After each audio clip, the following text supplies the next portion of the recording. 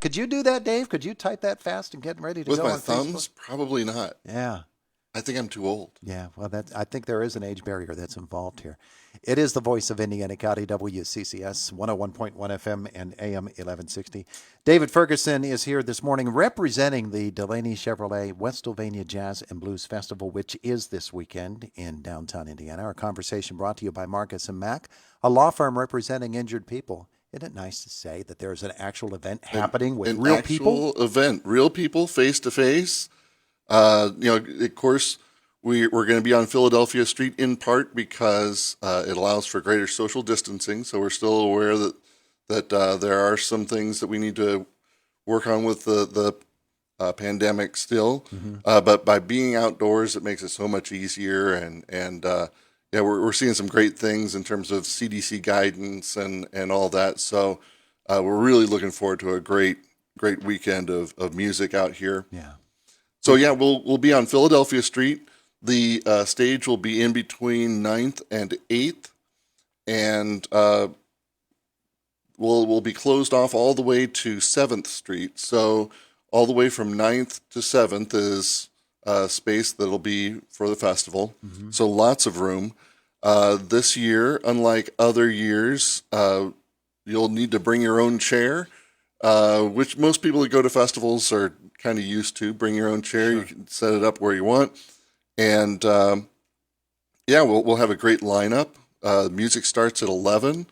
We have an educational component, as we always do. We're going to be featuring Forest Hills High School combo, and they're going to be working with Don Alico Jr.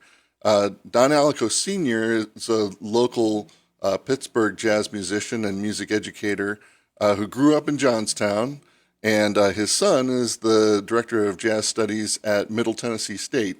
And so it's kind of cool. Yeah. And so Don Jr. and Don Sr. will have a set at 1 o'clock too. So we'll get a father and son show, which is a great thing. They put out an album a couple of years ago that featured Pittsburgh fathers and sons. And that's what kind of gave us the idea to involve both of them. They're both great saxophone players. So anyway, Don Alico Jr. will be playing with the Forest Hills High School jazz combo.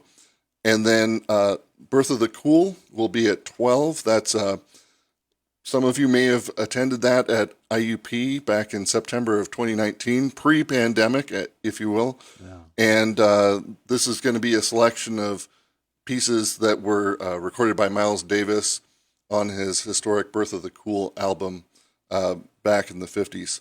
So that'll be me and several other folks. A lot of IUP people will be involved. And then, as I mentioned, Don Jr. and Don Sr., the Alicos, will be performing at 1 o'clock.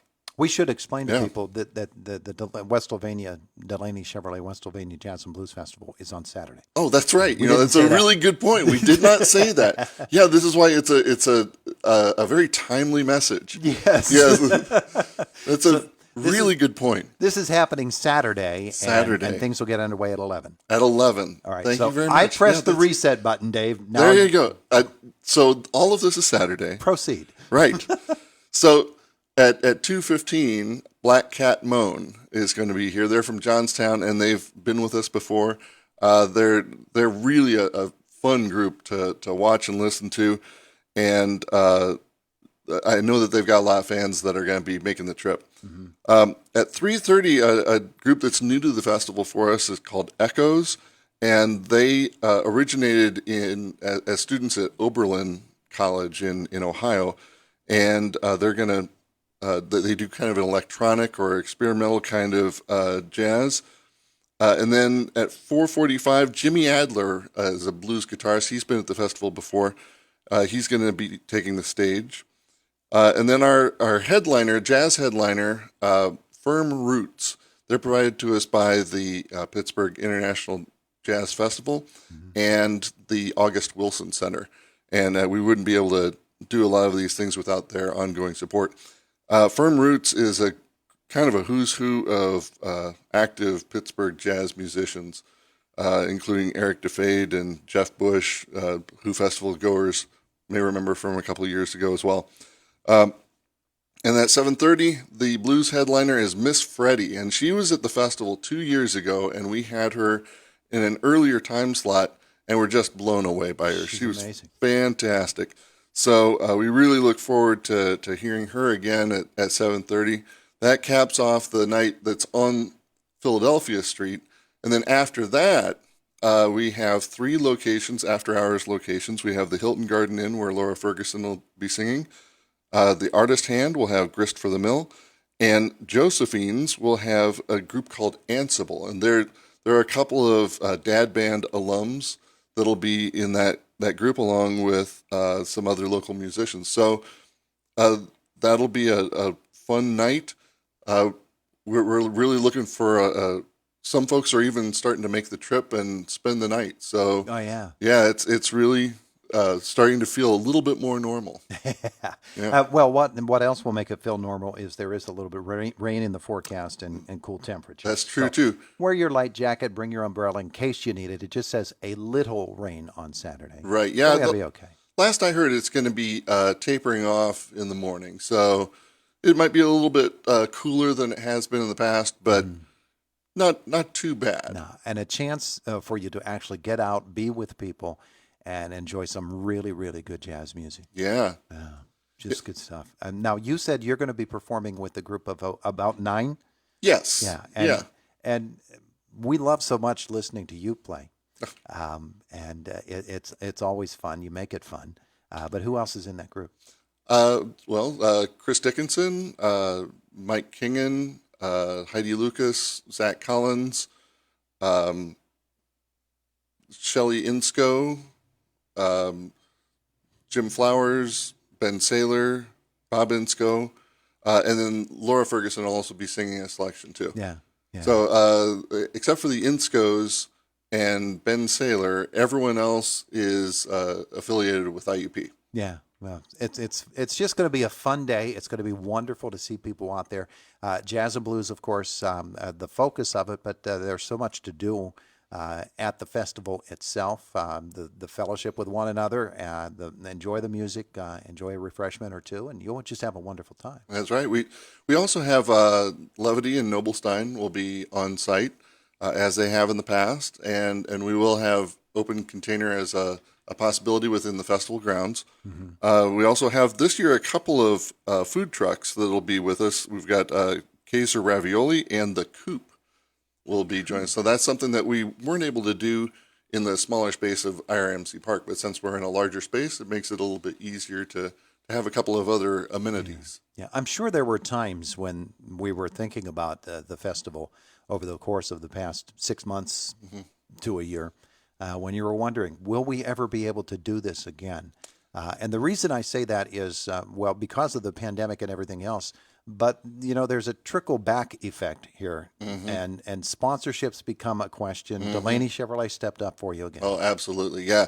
Yeah. Can't say enough good things about Jack Delaney and his support for the festival. Not only the ongoing support that we've had in the past that's continued, but he kind of put us over the hump to make sure that things could happen this year.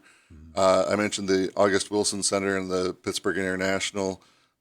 They stepped forward right away. They were kind of a linchpin. I said, well, we're thinking about doing this. What do you think? And they stepped up right away. Yeah. And then the Indiana County Endowment really came through as well. That was some great local support.